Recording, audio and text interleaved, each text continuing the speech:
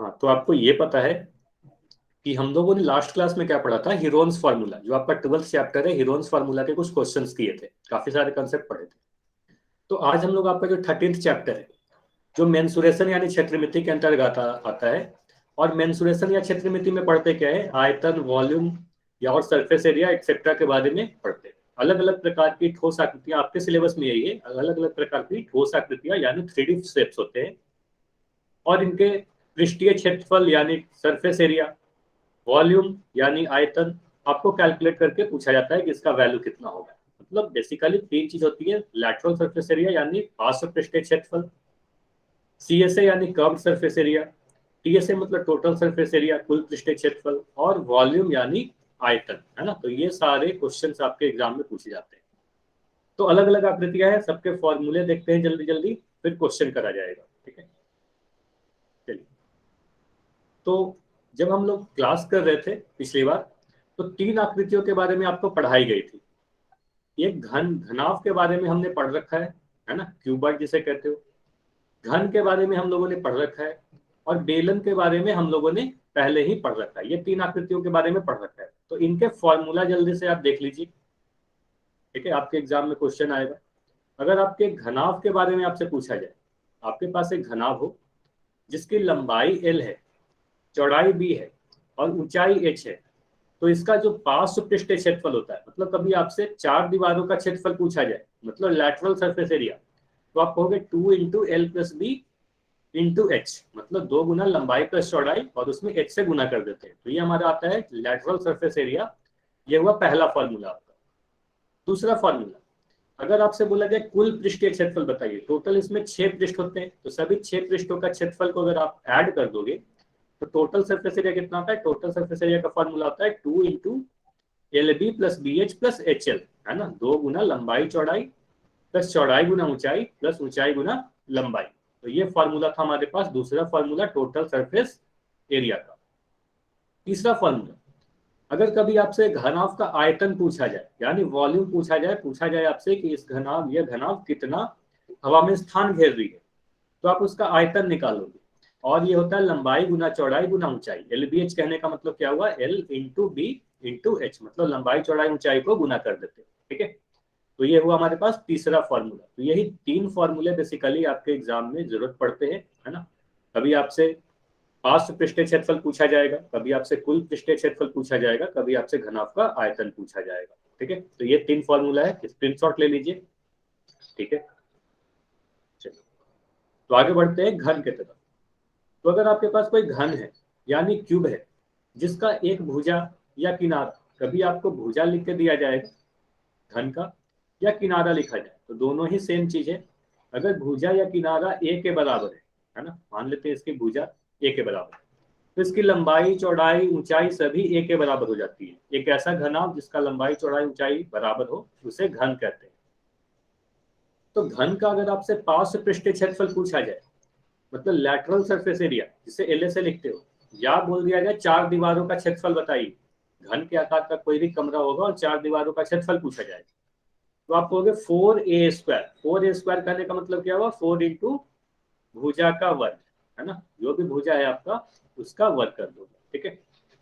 अगर कुल पृष्ठीय क्षेत्रफल पूछी जाए, मतलब सभी 6 पृष्ठों का क्षेत्रफल, तो आप टी ऐसे कहते हो इसे, और 6a² होता है क्योंकि टोटल 6 सरफेस होते हैं, तो यहाँ पर आप बोलोगे 6 गुना भुजा स्क्वायर। तो ये दूसरा फॉर्मूला है, याद रखना है। तीसरा फॉर्मूला, अगर आपसे पूछा जाए घन का आयतन बताइए, जैसे घनाभ का आयतन आपने पढ़ा लंबाई चौड़ाई ऊंचाई को गुना कर देते हैं, तो घन का भी आयतन में क्या करोगे, लंबाई चौड़ाई ऊंचाई सभी ए के बराबर है, तो तीनों ही को आप जोड़ दोगे, ए इंटू ए, 3 बार गुना कर दोगे तो घन का आयतन आ जाएगा, ठीक है। इतना क्लियर है। तो घन का आयतन क्या होगा, ए का क्यूब, यानी ए इंटू ए, ठीक है। इतना क्लियर है। तो घन के बारे में हम लोगों ने पहले भी काफी पढ़ रखा है, ठीक है। तो अगले आकृति की तरफ बढ़ते हैं। तो अगले आकृति में आपको बेलन पढ़ना, ठीक है। बेलन यानी सिलेंडर। तो सिलेंडर का मान लो, अगर कोई सिलेंडर है आपके पास जिसकी त्रिज्या आर के बराबर है, आपके पास एक सिलेंडर है, बेलन है जिसकी त्रिज्या आर, मान लेते हैं इस बेलन की ऊंचाई h है ना। इस बेलन की ऊंचाई अगर h के बराबर, इसका अगर आपसे वक्र पृष्ठीय क्षेत्रफल पूछा जाए, मतलब कर्व्ड सरफेस एरिया, सिर्फ इस वाले भाग का क्षेत्रफल मैं पूछ रहा हूँ, ठीक है, अगर सिर्फ इस वाले भाग का क्षेत्रफल पूछ रहा हूँ, ठीक है, तो ये जो क्षेत्रफल होता है वो होता है 2πr(h) के बराबर, है ना। तो ये करोगे 2πr(h).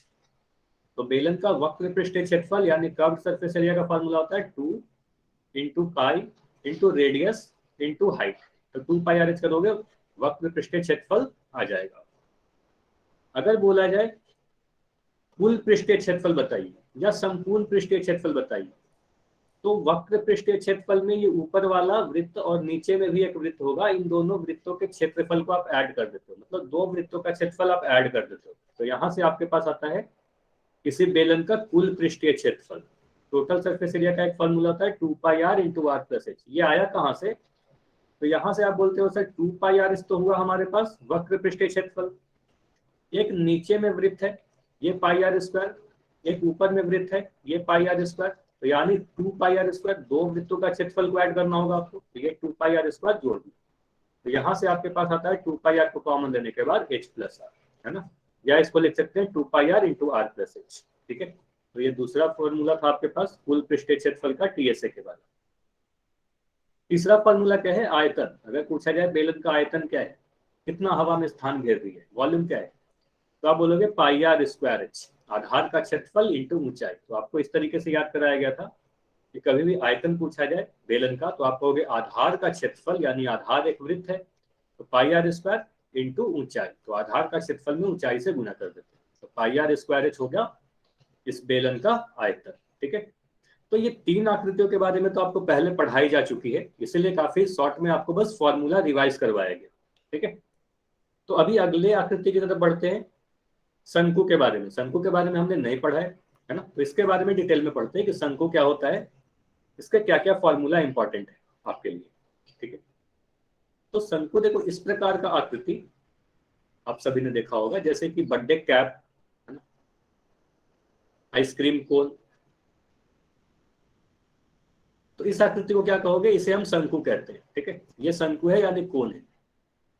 अब शंकु में कुछ कुछ चीजें इंपॉर्टेंट है। शंकु में कितने आधार होते हैं? तो शंकु में आप बोलोगे सर सिर्फ एक आधार होता है, जो नीचे वाला भाग आपको दिख रहा है शंकु का आधार है, ठीक है। अगर नीचे वाला वृत्त, नीचे वाला जो आधार देखोगे तो आधार को बोलोगे सर ये एक वृत्त के आकार का है ना, एक सर्कल है। अब सर्कल है तो इसकी एक त्रिज्या होगी, है ना, इसकी एक त्रिज्या होगी। मैं कह रहा हूं मान लो इस शंकु का त्रिज्या आर है, इस शंकु की त्रिज्या अगर आर है, यहाँ पर मैं लिख रहा हूँ आर क्या है हमारे पास, इस शंकु का त्रिज्या। आधार की जो त्रिज्या होगी, जो भी वृत्त का त्रिज्या होगा वो शंकु का त्रिज्या कहलाएगा। इस वाले भाग को, जो शंकु का ऊपर वाला भाग है ना, इसे शीर्ष कहते हैं। इसे आप शंकु का शीर्ष या वर्टेक्स कहते हो, ठीक है। अब अगर मैं शीर्ष से एक लंब डाल दूं, शीर्ष से इस प्रकार से मैं लंब डाल दूं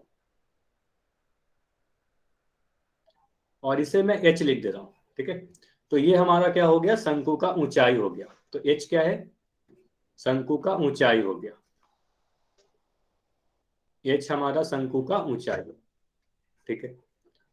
एक चीज और है, इस वाले भाग, ये जो देखिए तिरछा जो दिख रहा है आपको, तो इस दूरी को L से रिप्रेजेंट करते हैं, L से रिप्रेजेंट करते हैं। और ये L क्या है? L को आप कहोगे तिर्यक ऊंचाई, क्योंकि वो तिरछा है ना, इसे तिरछी ऊंचाई कहते हैं, यानी तिर्यक ऊंचाई, ठीक है। तो तिर्यक ऊंचाई को इंग्लिश में स्लैंट हाइट कहेंगे। तो देखो इसमें शंकु में एक नया चीज क्या आया, शंकु में आप देख पा रहे होगे कि शंकु में दो प्रकार का ऊंचाई, एक तो ऊंचाई है, एक तिर्यक ऊंचाई है। तो जो एच है वो खड़ी रेखा जो है, मतलब सिर से अगर जो आप लंब डाल दोगे तो वो हमारे पास ऊंचाई आया। जो तिरछा लाइन दिख रहा है इसे आप कहोगे तिर्यक ऊंचाई, है ना, इसको मैं मिटा दे रहा हूं। तो एल कौन सा दूरी है? ये वाली दूरी एल है, ये पूरी, ठीक है। तो ये एल हुआ हमारे पास। अब आपको तीन चीज पता चल गया, शंकु का त्रिज्या, शंकु का ऊंचाई और शंकु का तिर्यक ऊंचाई यानी स्लैंट हाइट। तो आप कह सकते हो सर पहला फॉर्मूला हमारे पास है, अगर शंकु का वक्र पृष्ठीय क्षेत्रफल आपसे पूछा जाए, है ना, शंकु का आप बोलोगे वक्र पृष्ठीय क्षेत्रफल, यानी C S A curved surface area. तो कर्व्ड सरफेस एरिया का फॉर्मूला क्या होता है? कर्व्ड सरफेस एरिया का फॉर्मूला होता है pi into R into L. ठीक है, देखिए एल से गुना कर रहे हैं, एच से नहीं गुना कर रहे हैं, तिर्यक ऊंचाई से गुना करना है आपको। तो पाई गुना आर गुना एल। ठीक है, ये समझ में आया। अब अगर आप ये सोचो कि तिर्यक ऊंचाई होता क्या है। अच्छा, किसी का माइक ऑन है? माइक अपना बंद कर दीजिए आप।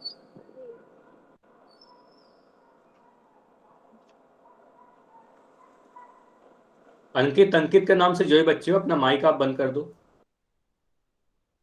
चलिए, तो हम क्या देख रहे थे? वक्र पृष्ठीय क्षेत्रफल होता क्या है ना? तो वक्र पृष्ठीय क्षेत्रफल बेसिकली ये वाला जो भाग है, इस भाग का जो क्षेत्रफल होगा यही हमारा कहलाता है वक्र पृष्ठीय क्षेत्रफल।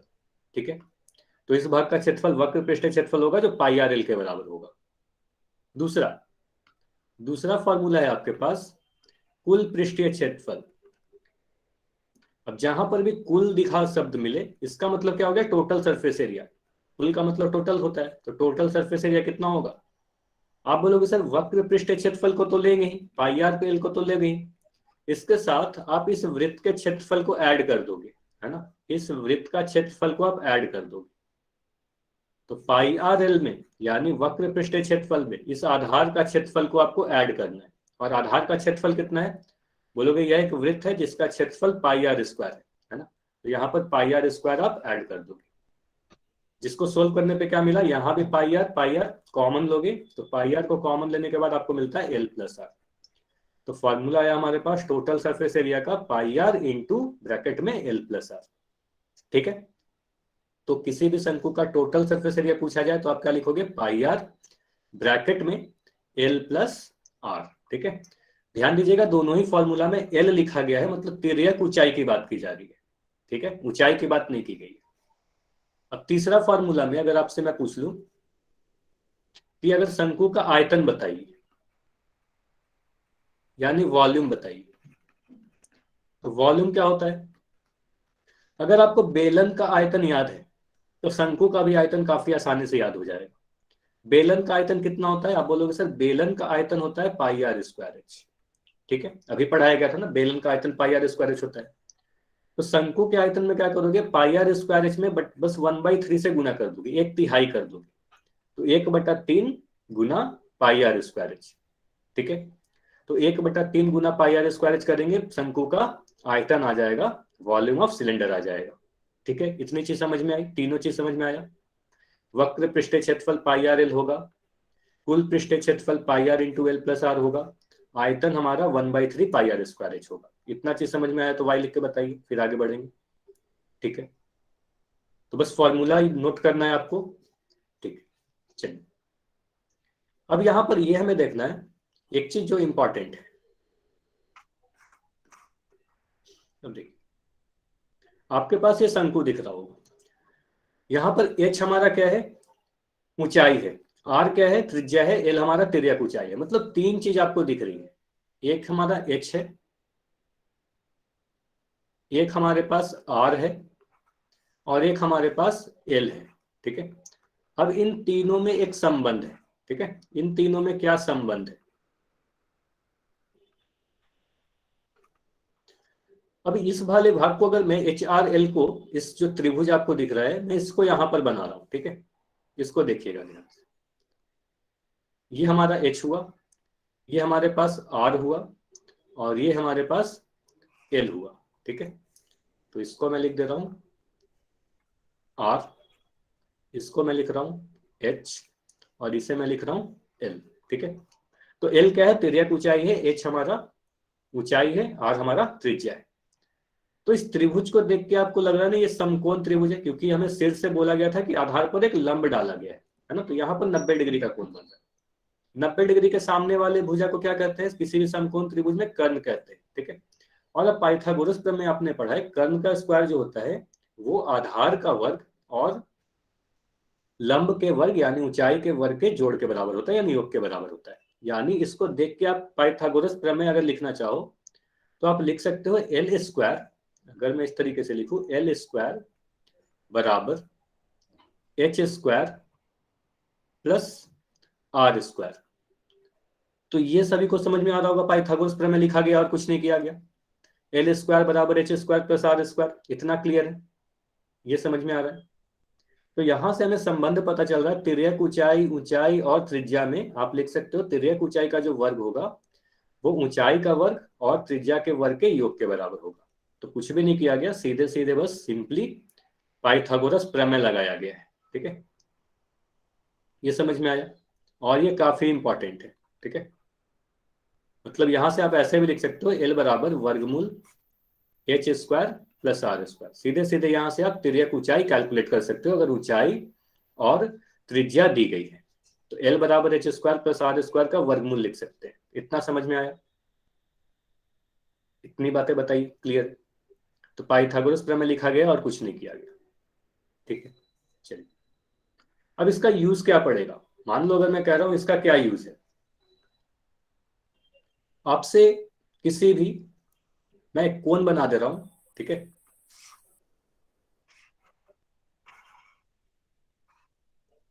और मैं कह रहा हूं इसका तिर्यक ऊंचाई जो है ये 5 सेंटीमीटर है।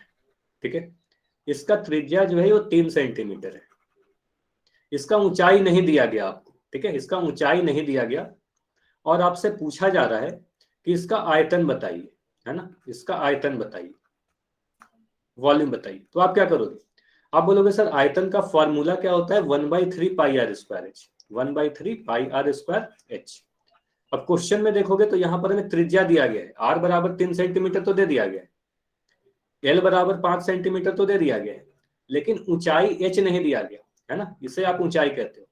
तो एच का मान हमें नहीं पता है क्वेश्चन में, तो यहां से इस वाले फॉर्मूला को यूज करेंगे, और यहां से सबसे पहले ऊंचाई कैलकुलेट करोगे आप, है ना, ऊंचाई कैलकुलेट करोगे। तो यहां से आप लिखोगे, सर मैं लिख सकता हूँ एल स्क्वायर बराबर R square plus H square, है ना, पाइथागोरस प्रमेय लिखा, या सीधे सीधे फॉर्मूला याद है तो इस तरीके से लिख दोगे।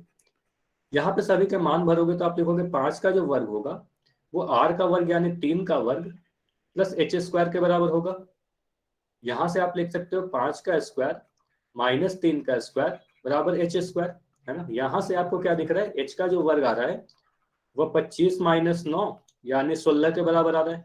ठीक है, अब एच स्क्वायर अगर 16 के बराबर आ रहा है, ठीक है, एच स्क्वायर अगर 16 के बराबर आ रहा है तो एच का मान कितना आएगा, वर्गमूल 16 यानी 4 के बराबर आ रहा है। तो यहां से आपको ये पता चला ना, ऊंचाई हमने कैलकुलेट कर लिया। ठीक है, ऊंचाई आपने कैलकुलेट कर लिया, एच का मान आपने कैलकुलेट कर लिया। अब एच कैलकुलेट कर लिया तो फिर ये फॉर्मूला अप्लाई करोगे, और ये फॉर्मूला से आप लिखोगे 1/3 पाई के जगह पर पाई ही लिख दे रहा हूं अभी के लिए, आर के जगह पर आप लिखोगे 3 × 3, और एच के जगह पर आप लिखोगे 4। ठीक है, तो यहां से आपका मिल जाएगा आयतन बराबर 12 पाई सेंटीमीटर क्यूब। ये समझ में आया, इतना क्लियर है कि क्वेश्चन में हमें अगर तिर्यक ऊंचाई और त्रिज्या दी गई थी तो हमने ऊंचाई कैलकुलेट कर ली, अगर ऊंचाई और त्रिज्या दी जाएगी तो आप तिर्यक ऊंचाई कैलकुलेट कर लोगे। ठीक है, तिर्यक ऊंचाई और ऊंचाई दिया जाएगा तो आप रेडियस कैलकुलेट कर लोगे ये वाले फॉर्मूला को यूज करके। ये क्लियर है, इतना बताइए।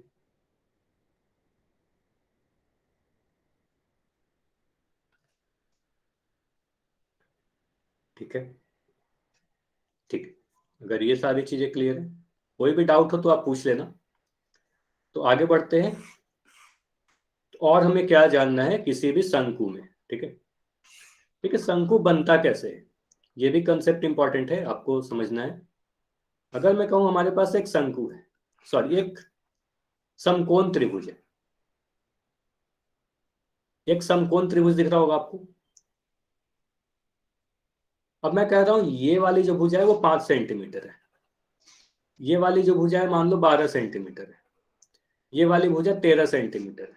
ठीक है, अब 12 सेंटीमीटर वाली भुजा को, मान लो मैं 12 सेंटीमीटर वाली भुजा को फिक्स करके मैं इसको रोटेट कर रहा हूं। ठीक है, मैं 12 सेंटीमीटर वाली भुजा को फिक्स करके इसे मैं इस प्रकार से रोटेट कर दिया। ठीक है, अगर आप समकोण त्रिभुज को घुमाओगे तो जो आकृति बनता है उसे ही कोण कहते हैं। अगर आप इसे रोटेट करोगे तो कुछ देर के बाद ये 12 सेंटीमीटर तो यहीं पे फिक्स रहेगा, ये घूमकर कुछ इस प्रकार से यहां पर आएगा।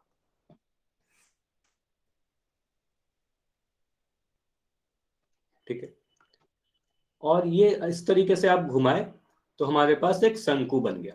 ठीक है, तो हमें पता क्या चला कि समकोण त्रिभुज को, ठीक है, समकोण त्रिभुज को जब आप रोटेट करते हो तो हमारे पास क्या आता है, तो हमारे पास शंकु आता है। ठीक है, इतना क्लियर है। तो यहां से आपने ये समझ सकते हो कि कभी भी किसी समकोण त्रिभुज को आप अगर रोटेट करोगे, हमारे पास समकोण त्रिभुज कुछ इस प्रकार का था। तो ये आप देख रहे हो कि जो समकोण त्रिभुज का आधार था, है ना, जो आधार है, ये हमारा त्रिज्या बन गया, शंकु का त्रिज्या बन गया। ठीक है, तो 5 सेंटीमीटर क्या है, शंकु का त्रिज्या है। जो कर्ण आपका था, जो कर्ण है समकोण त्रिभुज का, वो इसका तिर्यक ऊंचाई बन गया, शंकु का तिर्यक ऊंचाई बन गया। और जिस भी भुजा को आप फिक्स करके रोटेट कर रहे हो, जिस भी भुजा को आप फिक्स करके रोटेट कर रहे हो उसके अबाउट, वो हमारा शंकु का ऊंचाई बन गया। ठीक है, वो शंकु का ऊंचाई बन गया। तो ये 12 सेंटीमीटर हमारा ऊंचाई आ गया। तो ये समझना है आपको कि कभी भी किसी समकोण त्रिभुज को आप रोटेट करोगे तो जिस भी भुजा के अलॉन्ग, है ना, जिसको भी फिक्स करके आप रोटेट कर रहे हो, वह भुजा हमारा ऊंचाई बन जाएगा। इतना क्लियर है। समकोण त्रिभुज को रोटेट करने पर क्या बनेगा, एक शंकु बनेगा। ये बताइए। चलिए, तो फॉर्मूला, ये फॉर्मूला सारे आपको याद रखने हैं, यहाँ पर लिखा हुआ है, सभी लोग नोट कर लीजिए या स्क्रीनशॉट ले लीजिए। ठीक है, फिर हम लोग क्वेश्चन करेंगे एक एक करके। किसी भी शंकु का अगर आपसे वक्र पृष्ठीय क्षेत्रफल पूछा जाए, है ना, सिर्फ वक्र पृष्ठीय क्षेत्रफल, कर्व सरफेस एरिया कितना होता है, पाई आर एल के बराबर होता है। अगर कुल पृष्ठीय क्षेत्रफल पूछा जाए, टोटल सरफेस एरिया, तो pi R L plus are. ठीक है, अगर शंकु का आयतन पूछा जाएगा तो आपको हो गए 1/3 पाई आर स्क्वायर एच, जहां पर आपको पता है आर, एच और एल में एक संबंध है। आर त्रिज्या है, एच ऊंचाई है और एल तिर्यक ऊंचाई। और संबंध क्या है, एल स्क्वायर बराबर R square plus H square, या आप लिख सकते हो एल बराबर वर्गमूल R square plus H square. इतना बताइए।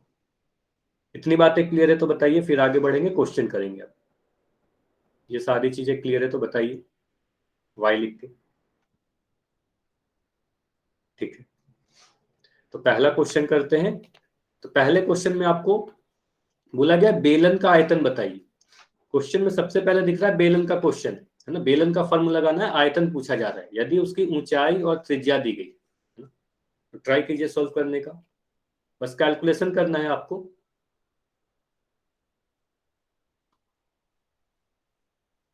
देखिए,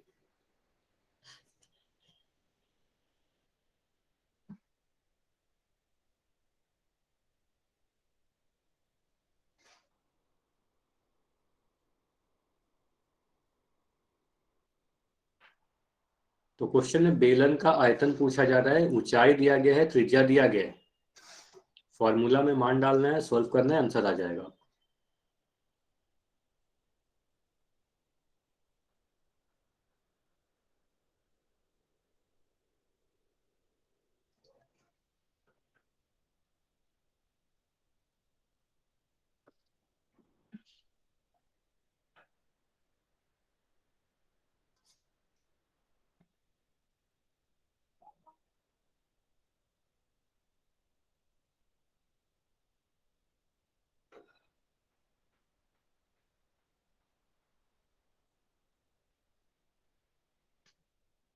बिल्कुल ऐसे क्वेश्चन आपके एग्जाम में आ सकते हैं, सीधे सीधे बेलन का आयतन बताइए, ऊंचाई त्रिज्या देकर।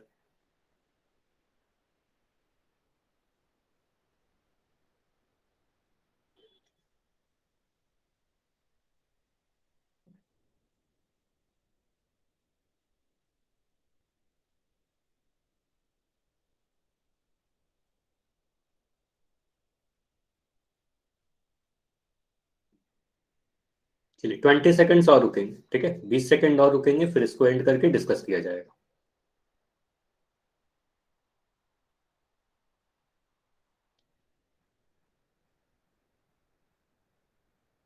15 सेकंड।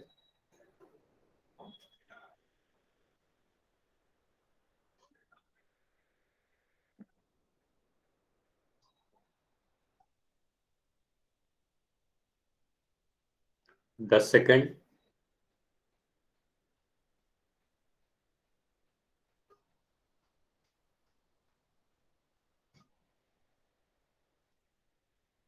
5 सेकंड और रुकेंगे, ठीक है। 5, 4, 3, 2, 1। चलिए अब मैं पोल एंड कर रहा हूं। फिर मान लो ये क्वेश्चन आपके एग्जाम में आया, तो सबसे पहले आप क्वेश्चन पढ़ोगे, बेलन का आयतन पूछा जा रहा है। तो बेलन का आयतन का फॉर्मूला आपके दिमाग में आ जाना चाहिए। बेलन क्या होता है? कुछ इस प्रकार का आकृति होता है ना। अगर मैं इसको बोलूं ये हमारा त्रिज्या है, ये बेलन का ऊंचाई है, तो बेलन का आयतन का फॉर्मूला क्या होता है? आप बोलोगे सर बेलन का आयतन का फॉर्मूला होता है पाई आर स्क्वायर इंटू एच, है ना, पाई आर स्क्वायर एच। ठीक है। अब यहां पर कोई बात नहीं, गलत भी हो गया, कोई बात नहीं, ठीक है। अब ऊंचाई एच का मान आपको दिया गया 21 सेंटीमीटर, त्रिज्या का मान आपको दिया गया है 8 सेंटीमीटर, तो यहां से आप मान भर दीजिए। अब पाई का मान आप रखोगे 22/7, है ना। आर के जगह पर कितना रखोगे? आर के जगह पर आपको दिया गया है 8 मीटर, तो आप लिखोगे 8 × 8। एच के जगह पर आप लिखोगे 21 मीटर, ऊंचाई 21 दिया हुआ है। अब 7 से मैं 21 को काट रहा हूँ, 3 बार में कटेगा। अब 22 × 8 अगर करोगे आप, 22 × 8 करने पे कितना मिल रहा है? तो 22 × 8 करने पे आपको मिलेगा 176, ठीक है। 8 × 3 करने पे कितना मिल रहा है? 24। तो 176 × 24 करिएगा आप, कितना मिल रहा है ये बताइए। तो अगर मैं यहाँ पर साइड में गुना कर दूं, 176 को 24 से अगर गुना करना है, आप 4 से गुना करोगे, पहले कितना मिल रहा है? 4 को 6 से गुना करोगे, 4 6 से 24, यहाँ पर 4 लिख दोगे, हासिल आप 2 लिखोगे, फिर 7 4 जा 28, और 28 में 2 जोड़ोगे 30 हुआ, हासिल 3 लिया, फिर 4 × 1 4, और 5 6 7, है ना, तो 704 लिखा। अब 176 को आप 2 से गुना करते हो, 6 2 जा 12, 2 कैरी 1, 7 2 जा 14, 5, है ना, कैरी 1, 2 1 जा 2, और ये 3, है ना। तो इसको जोड़ने पर आपको क्या मिल रहा है? आपको 4224 मिल रहा है। तो यहां से तो आप लिख दोगे 4224। उसके बाद 4224 के आगे क्या लिखोगे ये बताइए आप। सेंटीमीटर स्क्वायर मीटर में अगर दिया गया है, तो आप बताइए मीटर स्क्वायर लिखिएगा आप या मीटर क्यूब लिखिएगा, ये बताइए। मीटर स्क्वायर आप लिखोगे या मीटर क्यूब लिखोगे? तो आप बोलोगे सर आयतन है, किसी भी आकृति का आयतन घन इकाई में होता है, तो हम लिखेंगे मीटर क्यूब, है ना। तो इसको मिटा के मैं लिख दे रहा हूं मीटर क्यूब। कोई भी आकृति हो, अगर आयतन की बात करोगे तो आयतन हमेशा घन इकाई में मेजर किया जाता है। आपको पढ़ाया भी गया था, तो ऑप्शन नंबर ए सही होगा। इतना क्लियर है? अगर ऐसा क्वेश्चन आएगा तो कर लीजिएगा आप। बेलन का आयतन अगर ऊंचाई और त्रिज्या देकर पूछी जाए, कैलकुलेट हो जाएगा, ठीक है। चलिए, तो अगला क्वेश्चन है आपके सामने। इस क्वेश्चन में शंकु का कुल पृष्ठीय क्षेत्रफल पूछा जा रहा है। शंकु का कुल पृष्ठीय क्षेत्रफल ज्ञात कीजिए यदि ऊंचाई 8 मीटर और त्रिज्या 6 मीटर है। तो ट्राई कीजिएगा।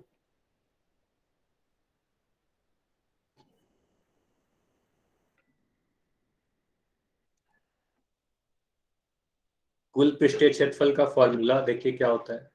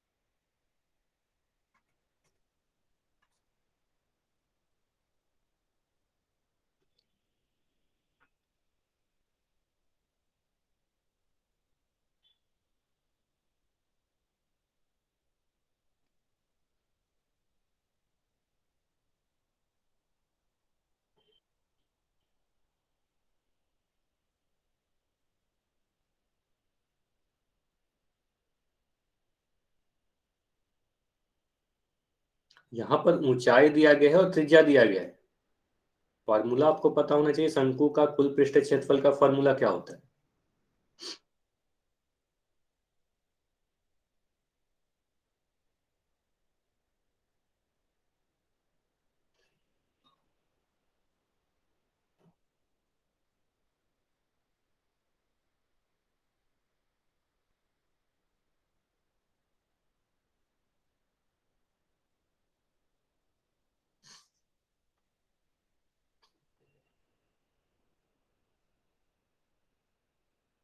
चलिए 20 सेकेंड्स और रुकेंगे, ठीक है, 20 सेकेंड और, फिर इस क्वेश्चन को डिस्कस करते हैं।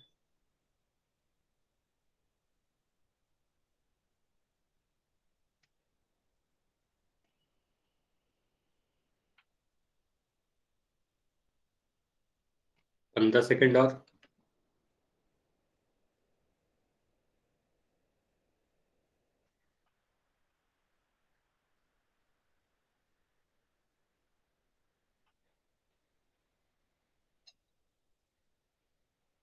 10 सेकेंड,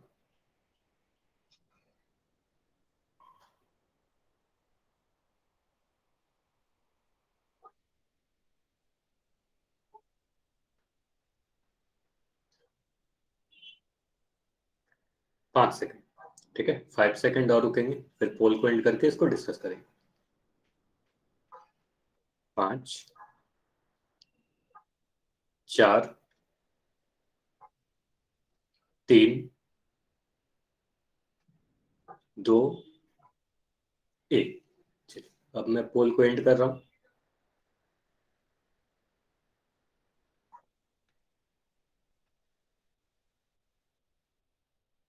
देखिए इस क्वेश्चन में सबसे पहले जैसे ही आप क्वेश्चन को पढ़ोगे, आपको दिख रहा है शंकु, है ना, शंकु का कुल पृष्ठीय क्षेत्रफल। तो शंकु में 3 फॉर्मूला है। शंकु होता है क्या, इस प्रकार का आकृति होता है, इसे शंकु कहते हैं, ठीक है। अब कुल पृष्ठीय क्षेत्रफल का क्या फॉर्मूला है ना। शंकु में 3 चीज आपको पता होना चाहिए। अगर मैं इसके कहूं कि आधार का त्रिज्या, तो ये शंकु का त्रिज्या हो गया। ये होता है शंकु का ऊंचाई, है ना, इसे आप कहते हो शंकु का ऊंचाई। और जो तिरछा है ना, इसे स्लैंट हाइट यानी तिर्यक ऊंचाई कहते हैं। तो एच, एल, आर और एल, ठीक है। अब यहां से आपको पूछा क्या जा रहा है, कुल पृष्ठीय क्षेत्रफल यानी टोटल सरफेस एरिया पूछा जा रहा है। तो टोटल सरफेस एरिया का फॉर्मूला क्या है, तो आप बोलते हो total surface area sir pi r into L plus r, है ना। तो pi r into L plus r है, जबकि क्वेश्चन में क्या क्या दिया गया है, क्वेश्चन में ऊंचाई दिया गया है, एल तिर्यक ऊंचाई है, जबकि क्वेश्चन में एच का मान दिया गया है। तो एच का मान दिया गया है 8 मीटर, ठीक है। आर का मान दे रखा है 6 मीटर, आर का मान, त्रिज्या का मान 6 मीटर। तो यहां पर आपको फॉर्मूला देखोगे तो फॉर्मूला में एल है, जबकि दिया गया एच है। तो एल का मान आप कैलकुलेट कीजिएगा, है ना, एल का मान आप पहले कैलकुलेट करोगे, फिर इस फॉर्मूला में डालोगे। तो आप लिखोगे सर यहां से इस फिगर को देख के मैं लिख सकता हूं एल स्क्वायर बराबर R square plus H square. ये लिखा जा सकता है, पाइथागोरस प्रमेय लगा दिया, या सीधे सीधे अगर संबंध याद है आपको, तिर्यक ऊंचाई, ऊंचाई और त्रिज्या में संबंध बताया गया अभी, एल स्क्वायर बराबर R square plus H square. यहां से आप लिख सकते हो ना, एल स्क्वायर का मान कितना होगा, आर स्क्वायर यानी 6 का स्क्वायर, एच स्क्वायर यानी 8 का स्क्वायर, जिसको जोड़ने पर आपको मिलेगा 36 प्लस 64 यानी 100 के बराबर, है ना। तो यहां से आपको दिख रहा है एल स्क्वायर का मान कितना आया, 100 के बराबर। तो एल का मान कितना आएगा, वर्गमूल 100 के बराबर। तो ये बता सकते हैं क्या कि एल का मान कितना आ रहा है, वर्गमूल 100 का मान कितना आएगा। तो वर्गमूल 100 कहने का मतलब हुआ 10 गुना 10, है ना। तो आप इसे लिख सकते हो 10 गुना 10। यहां से आपका आंसर आ जाएगा 10, ठीक है। तो 10 मीटर आ गया। तो यहां से तिर्यक ऊंचाई आपको दिख गया 10 मीटर के बराबर, है ना। ये 10 मीटर जो क्वेश्चन में नहीं दे रखा था। अब इस फॉर्मूला में मान रख दीजिए, ठीक है। अब इस फॉर्मूला में मान रख दीजिए। तो पाई के जगह पर मैं पाई ही लिख रहा हूं अभी के लिए। आर के जगह पर आप 6 लिख रहे हो, है ना, 6 मीटर, ठीक है। एल के जगह पर आप 10 लिखोगे, फिर एच के जगह पर, आर के जगह पर 6 लिखोगे। तो यहां से आपको मिला पाई इंटू 6 इंटू 16, जिसको सोल्व करने पे हमें मिल रहा है 96 पाई, है ना। और 96 पाई क्षेत्रफल है ना। क्षेत्रफल को आप वर्ग इकाई में मेजर करते हो, मीटर में सभी कुछ दिया गया है, तो आप यहाँ पर लिखोगे 96 पाई मीटर स्क्वायर, ठीक है। अब पाई का मान आप डाल भी सकते हो, पाई का मान 22/60 डाल के सोल्व कर सकते हो, लेकिन मैं अगर ऑप्शंस को देखूं तो मैं दिख रहा है कि एक ऑप्शन 96 पाई मीटर स्क्वायर लिखा हुआ है ना। तो इसलिए हम कह सकते हैं कि ऑप्शन सी हमारा सही उत्तर है, ठीक है।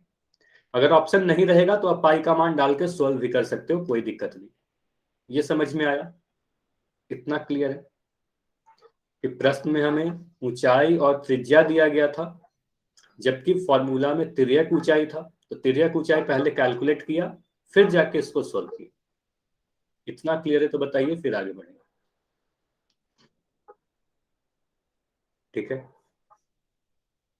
ठीक है, चलिए तो अगला क्वेश्चन करते हैं। क्वेश्चन नंबर 6 है आपके सामने। ठीक है, क्वेश्चन नंबर 6 को मैं पहले समझा दे रहा हूँ। एक समकोण त्रिभुज है आपका, आपके पास, जिसकी भुजाएं क्या है, 5 सेंटीमीटर, 12 सेंटीमीटर और 13 सेंटीमीटर। ऐसा एक समकोण त्रिभुज है। अब इस समकोण त्रिभुज एबीसी को 12 सेंटीमीटर वाली भुजा के परित घुमाया जाता है। तो इस प्रकार जो भी ठोस बन रही है उसका आयतन बताना है आपको। तो प्रश्न में आपको कुछ दिया नहीं गया कि आप बेलन का आयतन बताइए या शंकु का आयतन बताइए, लेकिन आपको यह बताया गया था, अभी मैं पढ़ा रहा था आपको, कि आपके पास अगर एक समकोण त्रिभुज है, आप अगर इस समकोण त्रिभुज को रोटेट करोगे तो जो आकृति बनेगी उसे आप क्या कहोगे, ये बताइए। शंकु कहोगे या बेलन कहोगे?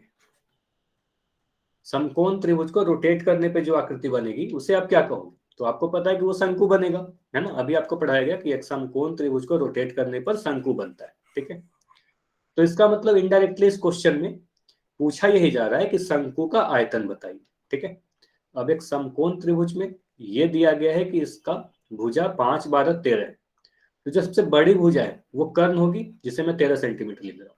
इस भुजा को मैं 5 सेंटीमीटर लिख रहा हूँ, इसे 12 सेंटीमीटर लिख रहा हूँ। अब देखिए, अगर मैं कह रहा हूं कि 12 सेंटीमीटर के परित घुमाया जा रहा है, इसका मतलब हुआ 12 सेंटीमीटर को फिक्स रखना है ना। 12 सेंटीमीटर को फिक्स रखते हुए इसको आप इस प्रकार से घुमाइएगा। तो जो भी शंकु बन रहा है उसका आयतन बताइए। तो ट्राई कीजिए, आंसर पोल सेक्शन में दोगे आप।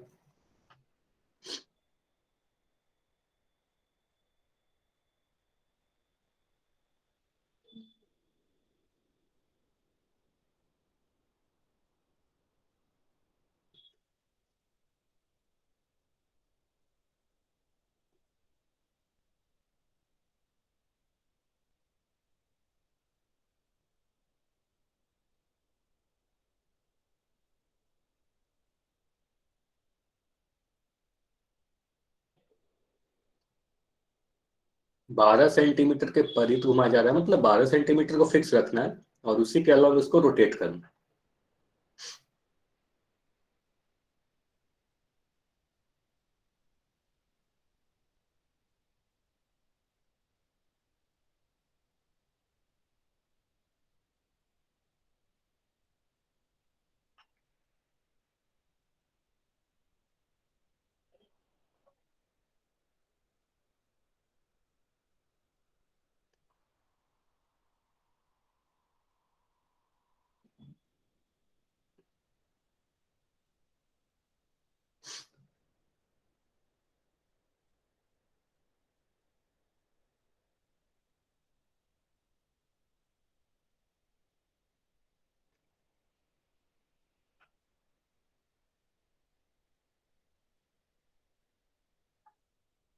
चलिए 20 सेकेंड्स और रुकेंगे।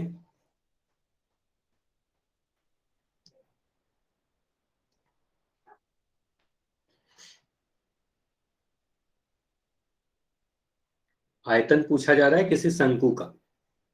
क्वेश्चन में शंकु दिया नहीं गया, लेकिन आपको समझना है कि अगर समकोण त्रिभुज को जब भी आप रोटेट करते हो तो आपको एक शंकु मिलता है। चलिए 15 सेकेंड्स और।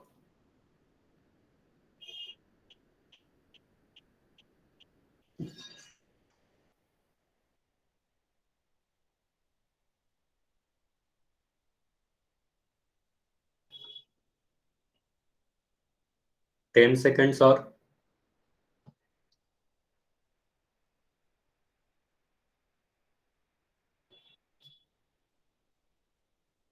5 सेकेंड और। ठीक है, 5 सेकेंड और रुकेंगे। 5, 4, 3, 2, 1। चलिए,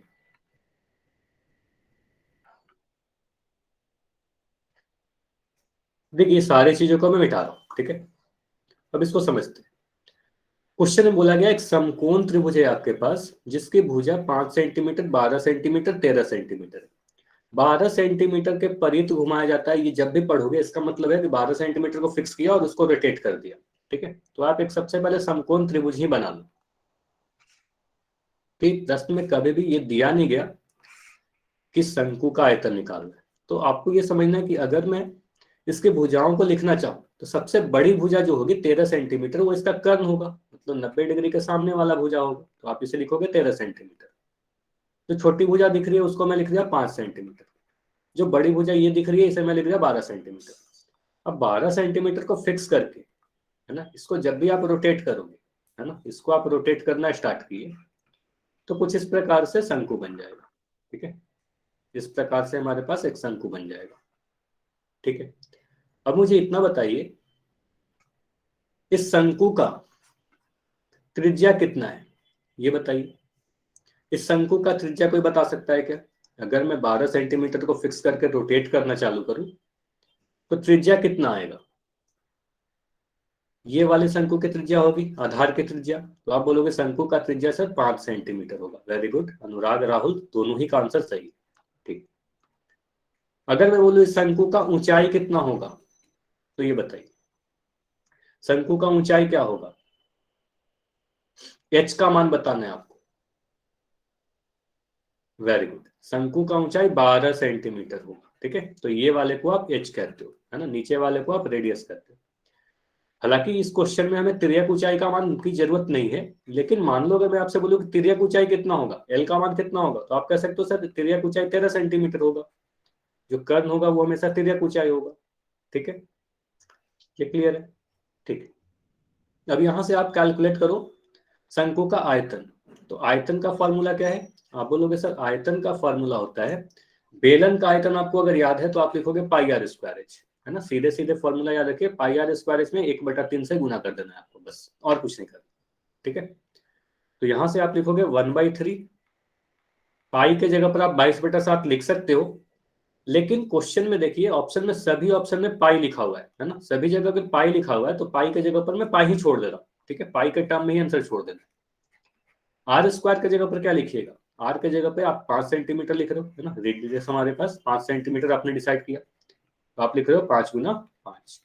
और ऊंचाई कितना है आपको ये पता है, ऊंचाई हमारे पास 12 सेंटीमीटर है, तो यहाँ पर 12 लिख दिया। 3 से 12 कट जाएगा कितने बार में? 4 बार में। तो यहां से आपको क्या मिला? पाई इंटू 5 गुना, ये 5 और 4 को मैं गुना कर दे रहा हूं तो हमें पास मिला 20। ठीक है, जिसको गुना करने पे मिल रहा है 100 पाई। ठीक है, 100 पाई। उसके बाद इकाई क्या लिखिएगा? देखिए त्रिज्या और ऊंचाई दोनों ही सेंटीमीटर में दिया गया था, तो आप बोलोगे 100 पाई centimetre cube. Very good Rahul. ठीक है, सेंटीमीटर क्यूब मतलब घन इकाई, क्योंकि बात की जा रही थी आयतन की। ठीक है, तो आयतन था तो इसलिए घन इकाई लिखेंगे 100 पाई सेंटीमीटर क्यूब। हमारा आंसर कौन सा सही होगा? आप बोलोगे ऑप्शन बी सर सही उत्तर है। कितना क्लियर है? अगर ऐसा क्वेश्चन आएगा तो कर लोगे। ठीक है, तो ये ध्यान रखिएगा, जिस भी भुजा के परित उसको घुमाया जा रहा है, जिसको फिक्स करके घुमाया जा रहा है, वही ऊंचाई बन जाएगा। अगर मैं 5 सेंटीमीटर को फिक्स करके घुमाता, देखो इसमें ये ध्यान रखना है कि अगर मैं शंकु आपके पास यही वाला है, ठीक है, आपके पास यही समकोण त्रिभुज है,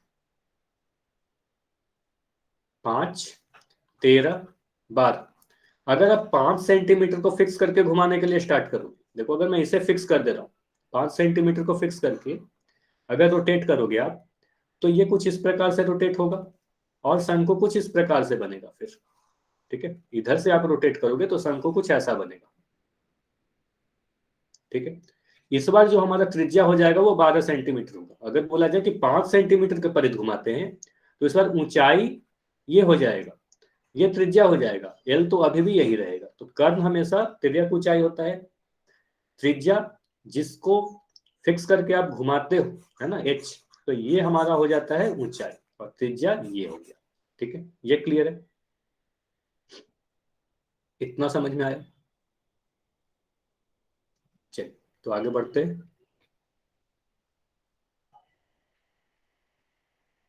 अच्छा, अगर मेरी स्क्रीन नहीं दिख रही है तो थोड़ा देर वेट करना है आपको, कुछ सेकंड में फिर से स्क्रीन दिखेगी। और फिर से स्क्रीन दिखना स्टार्ट होगा तो फिर से मुझे चैट सेक्शन में लिख के बताइएगा।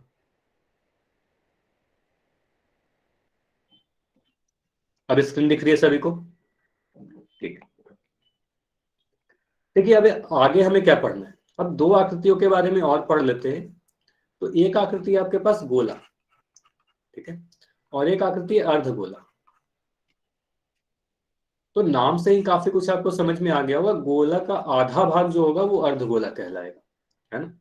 जैसे वृत्त के आधे भाग को, ये हमारे पास वृत्त होता है तो इसे हम अर्धवृत्त कहते थे, वृत्त के आधे भाग को अर्धवृत्त कहते थे। उसी प्रकार गोला का जो आधा भाग होगा उसे अर्धगोला कहेंगे। गोला होता क्या है बेसिकली, इस प्रकार का आकृति। तो यह वृत्त नहीं है, ठीक है, इसे आप ध्यान दीजिएगा, यह वृत्त नहीं है। अगर मैं कहूँ ये बॉल टाइप का आकृति, जो बॉल होता है, जो गेंद होता है आपका, है ना, ठीक है। तो ये बॉल को आप क्या कहोगे, गेंद को क्या कहोगे, 3D आकृति है, 3D शेप है, और ये हमारा गोला कहलाता है, ठीक है। ये क्लियर है। बॉल को क्या कहोगे, स्फेयर कहोगे, हाँ गोला कहेंगे, स्फेयर कहेंगे, गोला कहेंगे, ठीक है। अब इसी का जो आधा भाग होगा, जो कटोरा होगा कुछ इस प्रकार का, इसे हम अर्धगोला कहते हैं। तो इसे आप क्या कहोगे, अर्धगोला कहोगे, ठीक है। तो चलिए इसमें क्या क्या फॉर्मूला है ये देख लेते हैं। कभी भी आपसे बोला जाए आपके पास एक गोला है, सबसे पहले गोला का फॉर्मूला देखते हैं। तो आपके पास एक गोला, एक स्फेयर है जिसकी त्रिज्या r के बराबर है।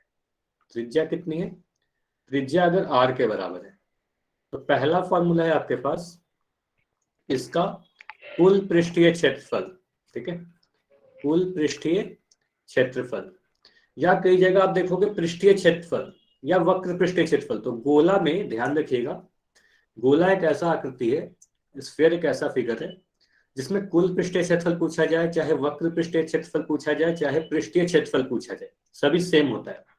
तो इसका टोटल सरफेस एरिया या सरफेस एरिया या वक्र पृष्ठीय क्षेत्रफल सभी के लिए आप लिखोगे 4πr², है ना। πr² आपको पता है एक वृत्त का एरिया होता है, तो इसमें 4 से बस गुना कर देना है। तो आप इसको ऐसे याद रखना, 4 वृत्तों के क्षेत्रफल के बराबर होगा। तो किसी भी गोला का कुल पृष्ठीय क्षेत्रफल कितना होगा, 4πr², ठीक है। किसी गोला का आयतन अगर आपसे पूछा जाए, वॉल्यूम पूछी जाए, तो आयतन का फॉर्मूला क्या है। तो वॉल्यूम के लिए आप कहते हो 4/3, फॉर्मूला नोट कर लीजिएगा, काफी इंपॉर्टेंट है ये सारे, 4/3πr³। मतलब सिर्फ अगर आपको त्रिज्या पता है किसी बेलन, सॉरी गोला, तो आप इसका कुल पृष्ठीय क्षेत्रफल बता सकते हो, इसका आयतन भी बता सकते हो। 4πr² हो गया कुल पृष्ठीय क्षेत्रफल, आयतन हो गया 4/3πr, ठीक है। ये दो फॉर्मूला आपने समझ लिया। अगर अर्धगोला की बात करें, है ना, हेमिस्फेयर की बात करें, जिसे हेमिस्फेयर कहा जाता है, तो हेमिस्फेयर में 3 फॉर्मूले होते हैं। हेमिस्फेयर में कितना फॉर्मूला है, 3 फॉर्मूला। पहला फॉर्मूला आपको याद रखना है वक्र पृष्ठीय क्षेत्रफल, ठीक है। मैं बता दे रहा हूं किस तरीके से आपको याद रखना है, काफी आसान है। अगर देखो, अगर मैं कह रहा हूं ये गोला है हमारे पास, इस पूरे गोले का जो वक्र पृष्ठीय क्षेत्रफल है 4πr² है, मतलब टोटल सरफेस एरिया 4πr² है गोला का। तो इसको मैं अगर हाफ भाग में काट दूं, तो ये जो आधा भाग आपके पास आया, इस आधे भाग का क्षेत्रफल कितना होगा, 4πr² का आधा हो जाएगा, यानी 2πr² होगा, है ना। तो यहां से आपको ये याद रखना है, किसी भी अर्ध गोला का वक्र पृष्ठीय क्षेत्रफल 2πr² होगा। कितना होगा, 2πr²। इतना क्लियर है। वक्र पृष्ठीय क्षेत्रफल कहने का मतलब हुआ इस वाले भाग का क्षेत्रफल की बात किया जा रहा है, ठीक है। ये जो भाग आपको दिख रहा है सिर्फ, ठीक है, ये वाला भाग, तो इसका क्षेत्रफल है 2πr² के बराबर, मतलब गोले के क्षेत्रफल का आधा हो गया। अब दूसरा फॉर्मूला अगर आपको बोला जाए कुल पृष्ठीय क्षेत्रफल बताइए, मतलब टोटल सरफेस एरिया बताइए, तो आप बोलोगे 3πr²।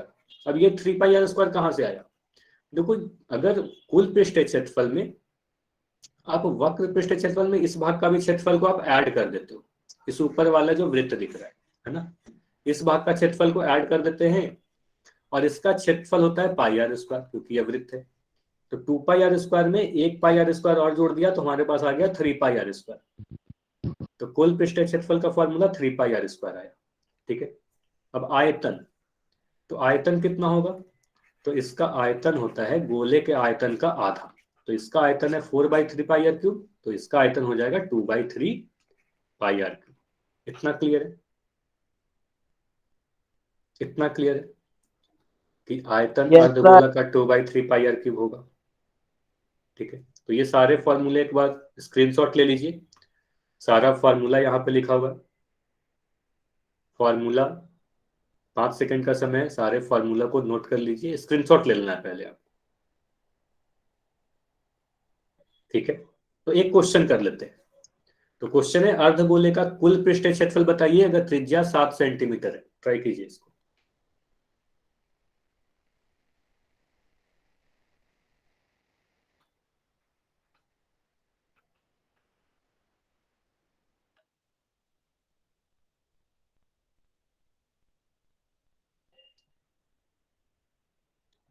कुल पृष्ठीय क्षेत्रफल बताइए अगर त्रिज्या 7 सेंटीमीटर है। कुल पृष्ठीय क्षेत्रफल का फॉर्मूला आपको अगर याद है तो काफी जल्दी आंसर कर पाओगे।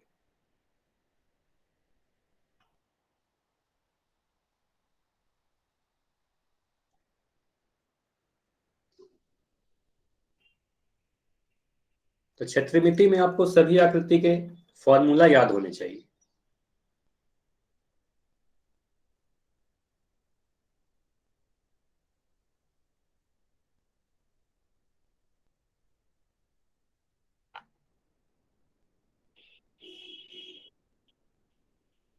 चलिए 20 सेकंड और।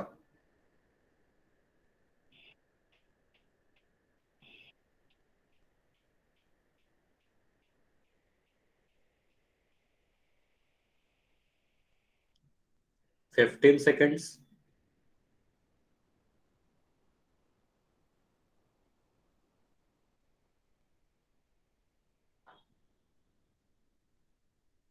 10 सेकंड।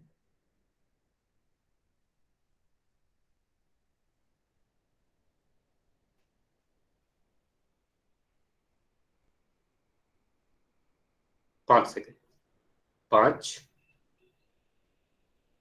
4, 3,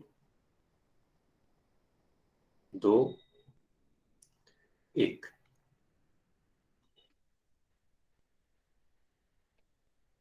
देखिए सीधे सीधे क्वेश्चन फॉर्मूला पे आधारित है। अर्धगोला की बात किया गया है, कुल पृष्ठीय क्षेत्रफल आपसे पूछी जा रही है, एक अर्धगोले का कुल पृष्ठीय क्षेत्रफल बताइए। तो हमारे पास अगर अर्धगोला है जिसका त्रिज्या अगर r के बराबर है ना, तो आप इसका कुल पृष्ठीय क्षेत्रफल का क्या फॉर्मूला बताओगे? आप बोलोगे सर टोटल सरफेस एरिया जो होता है वो 3πr² के बराबर होता है ना, 3πr²। आप इस तरीके से कंफ्यूज अगर होते हो आपके एग्जाम में कि या तो 2πr² होगा या 3πr² होगा, तो आप सोचो जब भी कुल पृष्ठीय क्षेत्रफल पूछा जाए तो वो बड़ा वाला होगा। वक्र पृष्ठीय क्षेत्रफल सिर्फ इतने भाग का क्षेत्रफल होता है, जबकि कुल पृष्ठीय क्षेत्रफल में ये दोनों ही भाग के क्षेत्रफल आ जाते हैं, है ना। तो कुल पृष्ठीय क्षेत्रफल में सब बड़ा वाला होगा, तो ये तो नहीं हो सकता, 3πr² बड़ा वाला होगा। तो यहां से आप क्या करोगे, कुल पृष्ठीय क्षेत्रफल 3 के जगह पर 3 लिखोगे, पाई के जगह पर मैं लिख दे रहा हूँ 22/7, r² के जगह पर आप लिखोगे 7 × 7। ठीक है, एक साथ हमारा कट गया। यहां से आपको मिल रहा है 7 × 3 21, 21 × 22। अब 21 × 22 करने पे आपको कितना मिल रहा है? ठीक है, तो 21 × 22 आप अगर करोगे तो यहां पर मैं गुना करके दिखा दे रहा हूँ। 21, 22, 21 × 2 आपका 42 आएगा, फिर से गुना करोगे 42 आएगा, जिसको जोड़ने पे आपको मिल जाएगा 462। तो यहां से आपको मिल रहा है 462। इकाई क्या डालिएगा? आपको देखो यहाँ क्षेत्रफल की बात की गई है, कुल पृष्ठीय क्षेत्रफल है तो क्षेत्रफल वर्ग इकाई में होता है, तो आप लिखोगे सेंटीमीटर²। तो 462 सेंटीमीटर²। इतना क्लियर है? ये बताइए अगर अर्धगोले का कुल पृष्ठीय क्षेत्रफल पूछा जाएगा तो कर लोगे? तो अभी क्या करते हैं, जितने भी आकृति पढ़ाए गए तो सभी का फॉर्मूला देखिए एक जगह पर यहाँ लिखा हुआ है, तो इसका स्क्रीनशॉट ले लेना है। ठीक है, ठीक है, होमवर्क अभी दिया जाएगा, इसका स्क्रीनशॉट ले लेना है आपको। ठीक है, सारे फॉर्मूले एक जगह लिखे हुए हैं, जैसे घन का वक्र पृष्ठीय क्षेत्रफल अगर मैं लिख रहा हूं, यहां पर ध्यान दीजिएगा घन और घनाभ के लिए पार्श्व पृष्ठीय क्षेत्रफल होता है ना। तो पार्श्व पृष्ठीय क्षेत्रफल या वक्र पृष्ठीय क्षेत्रफल, तो घन घनाभ के लिए पार्श्व पृष्ठीय क्षेत्रफल, बाकी बेलन शंकु के लिए वक्र पृष्ठीय क्षेत्रफल। ठीक है, तो किसी घन का अगर भुजा ए है तो इसका वक्र पृष्ठीय क्षेत्रफल 4a² होगा, कुल पृष्ठीय क्षेत्रफल 6a² होगा, आयतन a³ होगा। अगर घनाभ की बात करोगे जिसकी लंबाई चौड़ाई ऊंचाई पता है, तो वक्र पृष्ठीय क्षेत्रफल या पार्श्व पृष्ठीय क्षेत्रफल 2 × bh + hl, जिसको आप 2 into L plus B into H भी लिख सकते हो, है ना। 2 LB plus B H plus H L होगा कुल पृष्ठीय क्षेत्रफल और आयतन LBH। इसी तरीके से सारे फॉर्मूले आपको ध्यान रखने। इतना क्लियर है, स्क्रीनशॉट ले लेना है आपको। ठीक है, तो आज की क्लास इतना ही तक रखेंगे।